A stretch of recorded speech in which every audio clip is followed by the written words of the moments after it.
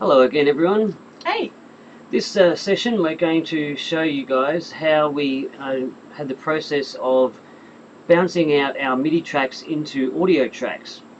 We do this, just makes it easier, in my opinion, to work with audio, particularly when we're doing signal processing such as EQs, compression, panning and other effects. So I just like using audio rather than MIDI tracks. So in this session you can see that we have already gone ahead and bounced out the synthesizers, the choir, the strings, etc. So we've done that already. But just so to show you our process of how we did it, we have left here the drum kit. Now this battery 4 kit that we use, the TerraCore kit, is just as a MIDI track, but what you can do is assign each individual component of the drum kit to an audio track within Pro Tools, and by recording each element of the drum kit as an individual track, we've got more control over the overall sound, and we can EQ, compress and other effects individually on each component of the drum kit. It's been a long day, guys. Yeah, mind fart. Alright, so the process, what we did here, this is the interface for the battery 4, and each part of the drum kit here has its own touchpad. It's pretty handy. What you can do, by right clicking, you can then select an output. And so if I go here to direct out, this is the kick drum, I'll assign that to output, say 3 and 4, and that's this plugin's output. Now, so that's assigned to this plugin.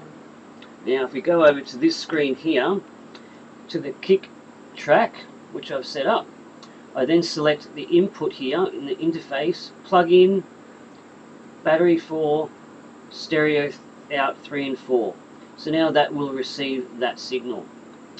Now the snare number 1 I've got as input 5 and 6, and for each element of the drum kit it just goes up. So you've got 7, 8, 9, 10, 11, 12, 13, 14, 15, 16, 17, 18. So I'm just going to go through now and do that. So snare 1, go to the output, direct out 5 and 6. Snare 2, I'll put that output as 7 and 8. Next track is a clap, which is that one there. That would be, I'll come up to 9 and 10. Now, hi-hats open and closed, so that will be here 11 and 12, and the open one as well. So guys, basically it's all coming down to signal flow. Make sure you've got your ins and outs sorted. Correct. Very right. Okay, now distortion effects from here. 13, 14. Yeah. Takes a little bit of time to set this up, but it is definitely worth the effort when it comes down to control of your tracks and getting the right sound. Ambient ping, that would be that one there, and that should be 15, 16, and then this impact, 17 and 18. and that should be it. It's all set up now. Now this interface and the virtual instrument itself does have its own compressor, reverb, delays. You can actually control the envelope, attack, hold, decay, sustain and release, pitch envelopes. You've got really a lot of control within this software for each element. But and sometimes I will use these tools in here when I'm trying to just bounce out a track quickly. But when I'm in the process of mixing down a track in its final stages, I like to bounce out a track dry and then apply some my own specialized plugins. So So we're actually going to now bounce this out. Yeah, so this is just how we bounce out to a audio file, guys, for those of you that aren't audio savvy. So we've just selected our region here.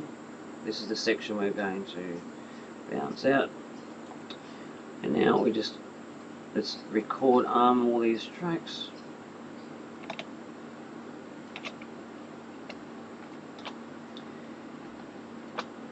There we Love go. those key shortcuts. Yep. And we should be ready to go now.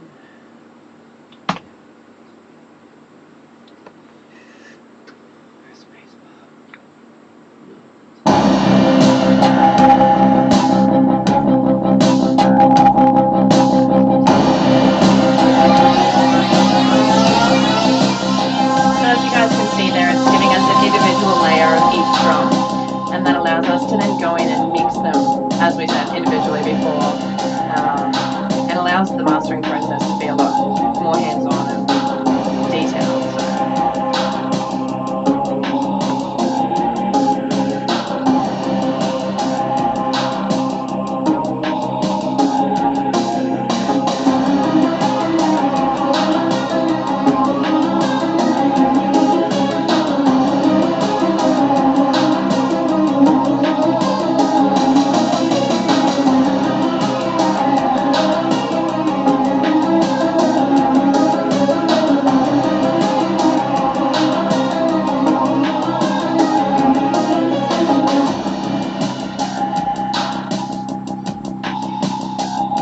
Lovely drum track.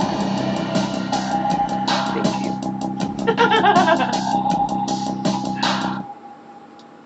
Right, well there we go. So next time we'll talk to you about the mastering process and the final mix down.